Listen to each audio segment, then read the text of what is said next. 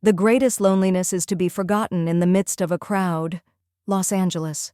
The sky was bright blue, the sun was shining, but the heat didn't reach everyone. The streets were full of people. Laughter, ringing phones, honking cars. Everyone was in a hurry, moving towards their destination. However, in the midst of all this activity, there was a man that no one noticed. A motionless, helpless, abandoned man. Henry was 72 years old. A stroke had left him unable to move his legs and confined to a wheelchair. But what really imprisoned him was his loneliness. He was invisible to people now. That day, like every day before, Henry sat on the corner of the sidewalk waiting. His old, worn green sweater and tired face suggested that he had once had a full life. But now it was as if he had never existed, as if there was no point for him to live in this life anymore. People walked past him. Some looked at him briefly and then turned away. Others looked at him with pity but did not stop. No one offered his hand, and what's more, people began to mock him as a cripple, except one woman. When Ellen DeGeneres got out of her car, she immediately noticed Henry, frozen in time as the world rushed around him. For a moment he was still. What made him stand out? Then she looked into his eyes. They were empty. They had no hope. They had no expectations. Not even a glimmer of belief that things could change. Ellen took a deep breath. She had spent years bringing joy into people's lives, but here, in front of her, stood a man the world had chosen to ignore. She began to walk towards him. "Sir, are you okay? Are you waiting for someone? If you need help, I'd be happy to help." Henry barely lifted his head. His voice was weak, detached from life. "I'm just waiting here, but no one's coming." Ellen felt a pain in her heart. This man had been abandoned, not just physically, but emotionally. And in that moment, Ellen made a decision. She would change everything for him. She was ready to do whatever she could. To really see someone, you don't need your eyes, you need your heart. Ellen knelt in front of Henry and looked into his eyes. "How long have you been here?" Henry's wrinkled face tensed slightly. His mind drifted into painful memories. "I don't know. Days? Maybe weeks. But I've actually been abandoned for much longer than that. Time doesn't matter to me anymore." Ellen looked around. People saw Henry, but they didn't really see him. Most of them acted as if he wasn't there. Some threw pitying glances, then averted their eyes and quickened their pace. People don't like to face their worst fears, and getting old or being abandoned or losing your independence, these are realities that no one wants to accept. But one has to realize that it will happen to you sooner or later. Ellen took out her phone, snapped a few photos, and quickly wrote a tweet. "There is a man abandoned on the streets of Los Angeles, paralyzed, hungry, thirsty. People walk by, but no one stops. Is this really the world we live in? Is this the kind of people we have become?"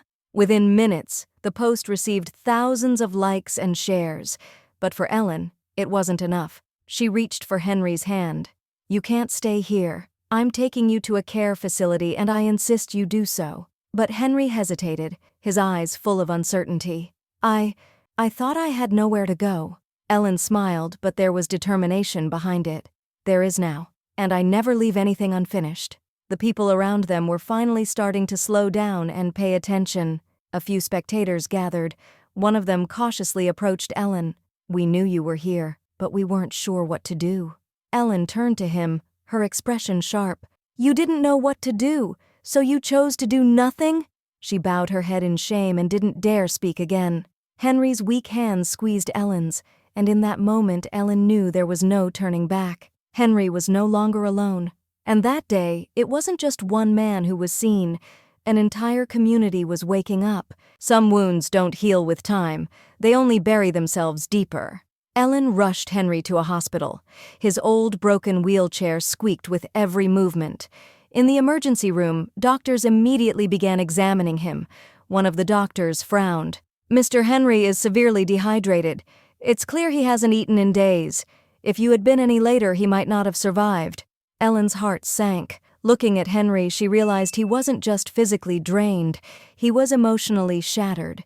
He had been lost in loneliness. Ellen pulled up a chair beside him and gently asked, "Can you tell me about your children?" Henry lifted his head. His eyes held a mixture of sorrow and longing. "I had 3 children, but now I don't even know where they are."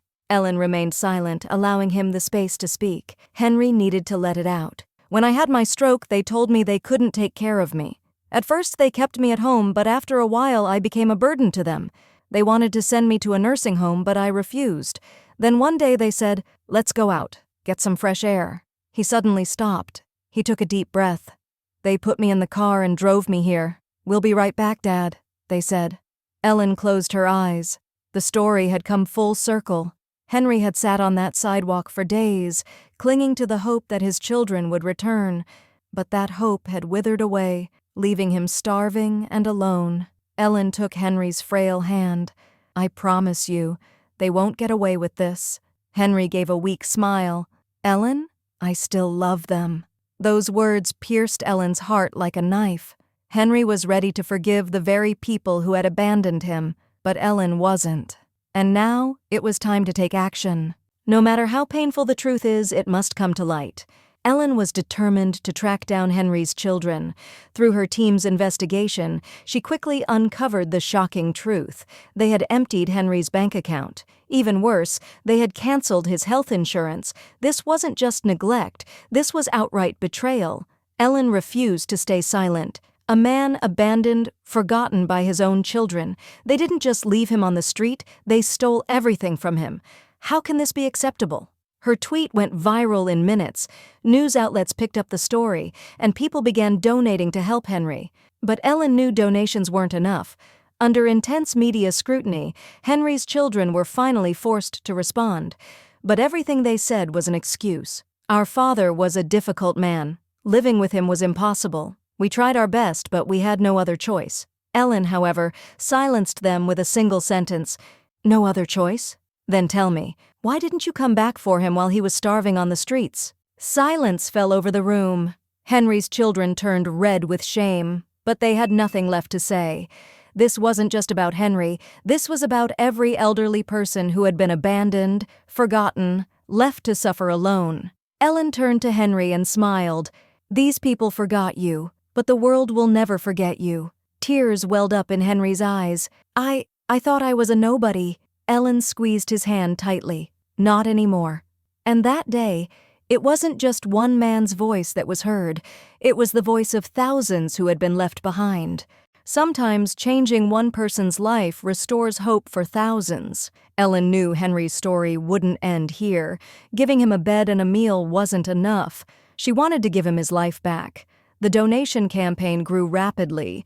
People were eager to help Henry, but Ellen had something even bigger in mind. This isn't just about Henry. This is for every elderly person abandoned on the streets.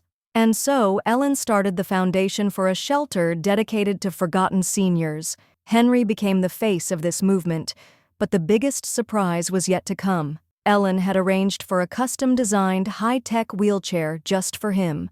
"Henry, from now on, you'll never have to rely on anyone to move again." As Henry sat in his brand-new wheelchair, something changed in his eyes. For the first time in years, he had control.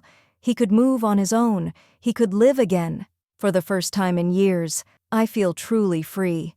Ellen found Henry not just a warm home, but something far more valuable, a family. She introduced him to people who would never leave him alone again. One day, as Henry sat by the beach, gazing at the endless ocean, Ellen walked up and sat beside him. They watched the waves crash against the shore in silence. Then, Henry lowered his head slightly and whispered, "Ellen, you gave me my life back." Ellen smiled, taking his hand gently. "No, Henry, you've always had a life. It was just the world that chose to look away." Henry Is Not Alone started trending worldwide. This story wasn't just about one man. It reignited hope for thousands. And that day, the world remembered one more soul it had almost forgotten. Blast off.